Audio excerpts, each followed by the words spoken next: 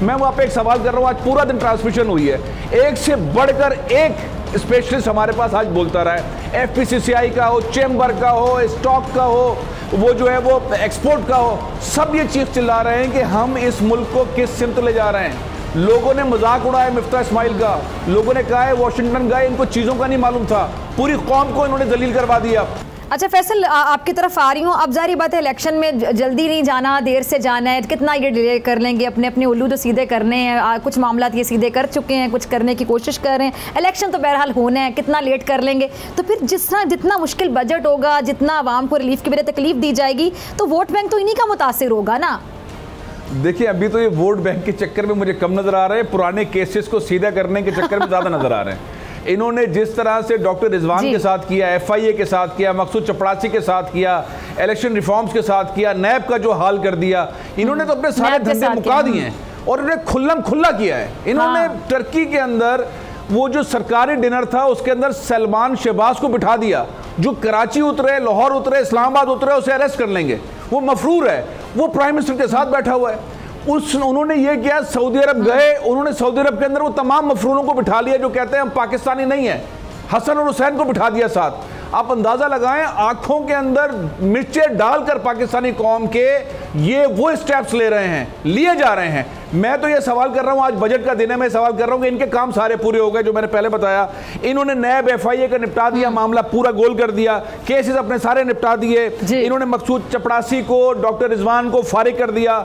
इन्होंने सरकारी अफसरान की तनख्वाहें ये बढ़ा दी, सारे काम इनके मुकम्मल हो गए। इन्होंने इंतखाबात में अभी आना है, ये बाद में आना है, मैटर नहीं करता। इन्होंने अपने केस से जो 2010 से 2018 तक के इन्होंने जितने घपले किए थे वो सारे केसेस, वो सारे शवाहिद, वो सारी चीज़ें धो दी हैं। अब कौम जो है वो भुगते, इनको महंगाई को भुगते, इन चीज़ों को भुगते। अब वो जो 15% है या 4% है या 10% है, मैं वहाँ पे एक सवाल कर रहा हूँ, आज पूरा दिन ट्रांसमिशन हुई है, एक से बढ़कर एक स्पेशलिस्ट हमारे पास आज बोलता रहा है। एफपीसीसीआई का हो, चेंबर का हो, स्टॉक का हो, वो जो है वो एक्सपोर्ट का हो, सब ये चीफ चिल्ला रहे हैं कि हम इस मुल्क को किस सिमत ले जा रहे हैं। लोगों ने मजाक उड़ाया मिफ्ता इस्माइल का, लोगों ने कहा है वॉशिंगटन गए, इनको चीज़ों का नहीं मालूम था, पूरी कौम को इन्होंने दलील करवा दिया। आज मिफ्ता इस्माइल साहब जो बात कर रहे हैं, शब्बर भाई ने भी कह दिया कि 10-15% आगे बढ़ाया और आगे चले गए। मैं तो एक आम आदमी, एक आम पाकिस्तानी की बात कर रहा हूं। जब आप 60 रुपए पेट्रोल बढ़ा देते हैं और 30 रुपए भी आप और बढ़ा देंगे और बिजली आप और बढ़ा देंगे और खाने पीने की शय बढ़ा देंगे,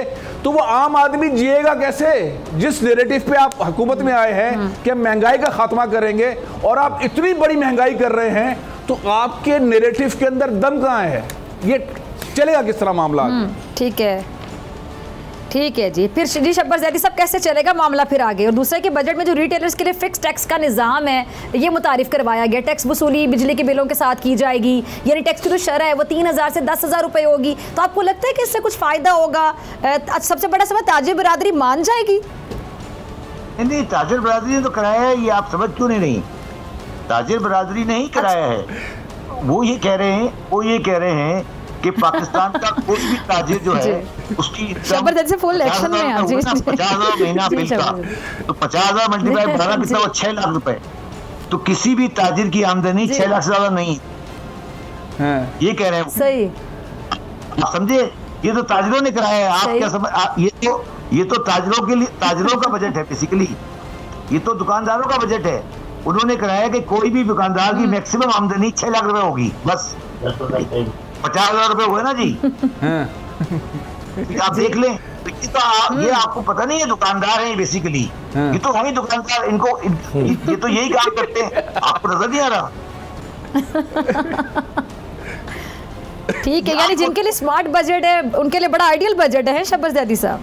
यही तो मैं कह रहा हूँ ना, आप ये तो सब आप समझ क्यों नहीं रही है? देखें, मुझे तो बड़ी परेशानी ये हो रही है आपकी बात। जी, मुझे परेशानी ये हो रही है कि ये तो जो हम एक्सपेक्ट कर रहे थे बिल्कुल वही है, मगर मैं आपसे कॉन्सेप्चुअल बात कर रहा हूँ। मुझे इनकी इस बात पे अफसोस है कि ठीक है आपकी गवर्नमेंट आ गई है, मगर ये कहना कि 4 साल में पाकिस्तान को तबाह कर दिया गया, ये है ठीक है, आपका पॉइंट ऑफ व्यू हो सकता है, मगर आप उस चीज को डिमॉन्स्ट्रेट करें बाय योर एक्शंस।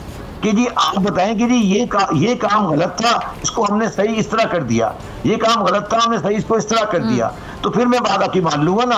अगर आप मुझे ये कह रहे हैं कि जी वही चीज चलेगी और फिर आप खड़े होकर ये कहते हैं कि बजट गलत है, तो ये गलत है। सिंपल बात ये है कि आगे इकोनॉमी को कॉन्ट्रैक्ट होना है और 15% की महंगाई होनी है। ये इस बजट का समराइज व्यू है बेसिकली।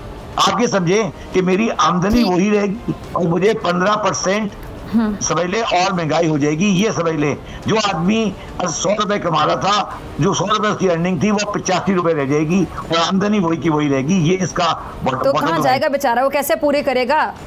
नहीं, वो कैसे पूरे करेगा, वो तो पहले भी बेचारा पूरे नहीं कर रहा। तो अब मेरा मकसद नहीं है, देखिए मैं ये नहीं कह रहा, मेरी बात याद रखे, मैं तो वो आदमी था जिसने इमरान खान के जमाने में कहा था कि पाकिस्तान माली तौर पे बैंकरप्ट है। ठीक है, और मैं अभी भी कह रहा हूँ, ठीक है शहबाज साहब, ठीक है, मैं ये कह रहा हूँ कि ये जो गवर्नमेंटें चल रही हैं इनके बस का काम नहीं है। ठीक है, ये बेचारे जो है इनके बस का काम ठीक है, यानी अवाम की तकलीफ में इजाफा कर दिया गया, बेचारी अवाम की तकलीफ में इजाफा कर दिया गया इस बजट से, यानी रिलीफ नहीं तकलीफ बजट है ये।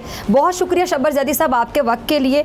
और जाने से पहले फैसल अजीज़ साहब, मैं आपकी तरफ आना, एक और शख्स बहुत ज़्यादा तकलीफ में थे, डॉक्टर आमिर लियाकत साहब, बहुत बड़ा नाम, कहाँ से शुरू करूँ कहाँ ख़त्म करूँ? कल भी प्रोग्राम में उनके हवाले से मैंने पूरे प्रोग्राम में बात की, आप लोगों ने भी अपने अपने प्रोग्राम्स में बात की, आपके साथ उन्होंने बहुत काम किया, आपके बहुत करीबी थे, आपने उनको बहुत करीब से देखा। उनकी कुछ यादें अगर आप शेयर करना चाहें आज, चूँकि वो हम में नहीं रहे हैं, और मैं ख़ास तौर पे इस हवाले से आपकी राय जानना चाहूँगी। जो मुआशरे ने जो लास्ट के डेज़ उनके गुजरे, तकलीफ़ से गुजर रहे थे, निजी ज़िंदगी में कुछ तकालीफ बर्दाश्त कर रहे थे, परेशानियाँ, तो मुआशरे ने जो बेहिसी दिखाई सोशल मीडिया ने, उस पर मैं चाहूँगी आप ज़रा खुलकर बात कीजिए। डॉक्टर फ़िज़ा, आज मैंने उनको कब्र में उतारा है, मैं उनके जनाजे में शामिल था। कल रात को मैंने सर्द खाने में उनके साथ वक्त गुजारा है, उनको देखा। मैं पिछले 2 महीने से उनसे रब्ता करने की कोशिश कर रहा था, लेकिन वो राब्ते में नहीं थे। मुझे उनकी आदतों का, यहाँ बोल में उनकी आदतों का, इससे पहले जिस इदारे में मैं वो साथ काम करते थे तब, उससे पहले जिन अखबारात में और स्टूडेंट लाइफ के अंदर मामला थे, उस आमिर लियाकत से मेरी बड़ी लंबी एसोसिएशन थी। वो हर चीज़ में जल्दी में होते थे, वो एक्स्ट्रा ऑर्डिनरी इंसान था। उसने टेलीविज़न की दुनिया के अंदर रिकॉर्ड्स कायम किए, उसने डिबेट में रिकॉर्ड्स कायम किए, उसने सियासत में रिकॉर्ड्स कायम किए। बड़ा ज़बरदस्त इंसान था। उसका सबसे बड़ी खूबी, वो एक बहुत बड़ा आशिक़ान रसूल सल्लल्लाहु अलैहि वसल्लम में से था। हमने सबसे बड़ी ट्रांसमिशन बोल में उनकी एंकरशिप में, उनके लीड में यहाँ पर की थी, जब नाउज़ुबिल्लाह रसूलुल्लाह सल्लल्लाहु अलैहि वसल्लम से मुतालिक खाका फ्रांस के अंदर बना। उन्होंने सबसे बड़ा काम इसके अलावा ये किया कि उन्होंने मुख्तलिफ मकातब फ़िक्र के उलमाए कराम को, जो आपस में एक साथ नहीं बैठ सकते थे और मुल्क के अंदर कत्ल गारत हो रही थी, फ़िक़्हा वारियत अरूज पर थी और बाहर से पैसा लग रहा था और हमारे उलमाए कराम मुख्तलिफ मकातब फ़िक्र के शहीद हो रहे थे, उस वक्त उन्होंने अहले हदीस, देवबंद, बरेलवी, शिया उलमाए कराम को एक साथ बिठाया और बड़े नाजुक मामलात के ऊपर डिबेट की, बड़े नाजुक मामलात पे। उन्होंने रमज़ान को एक ज़बरदस्त अंदाज के अंदर दुनिया को बताया किस तरह से मनाया जाता है। वो बहुत शानदार आदमी था, वो हर चीज़ में जल्दी में था और हर चीज़ की जल्दी से रह गए। फैसल अजीज साहब, उन्होंने तो दुनिया को बताया, लेकिन दुनिया ने एंड में जाते जाते उन्हें क्या बताया? अब असल में मामला ये था कि यकीन जाने, वो देख के तकलीफ होती है कि उन्होंने कहा मेरी मीम्स ना बनाएं, ना करें मेरे साथ ऐसे, ना करें। रह गया, वो रोता रह गया, वो लोगों से कहता रह गया और ये सोशल मीडिया उसे खा गया, लोगों की बेइज्जती उसे खा गई, उसकी जो अच्छाइयाँ थी वो खा गई। और वो आज मैंने बहुत सारे लोगों से जो ऑब्जर्वेशन सुनी कि इमरान खान ने उसकी नहीं सुनी, वो बहुत काबिल आदमी था, पीटीआई ने उसे यूटिलाइज नहीं किया। उसके दिल के अंदर एक चीज़ थी कि मुझे पीटीआई इस्तेमाल करे, मुझे मुत्तहिदा कौमी मूवमेंट ने इस्तेमाल किया था, मुझे इस्तेमाल करे, मुझे वजीर बनाए, मुझे तर्जुमान बनाए, मुझसे अच्छा बोलने वाला नहीं है। इमरान खान ने उसकी बात नहीं मानी, नहीं सुनी। जी, और सोशल मीडिया कमी है। मुझे क्लोजिंग का कहा जा रहा है। फैसल अजीज़ आपका भी, उसामा आपका भी बहुत शुक्रिया। इसी के साथ मुझे दीजिए इजाज़त, आपसे मुलाकात होगी इंशाल्लाह पीर के रोज़, सेम टाइम सेम चैनल। अगर ज़िंदगी ने वफ़ा की दुआ में याद रखेगा, अपना बहुत ख्याल रखिएगा। लाने के बाद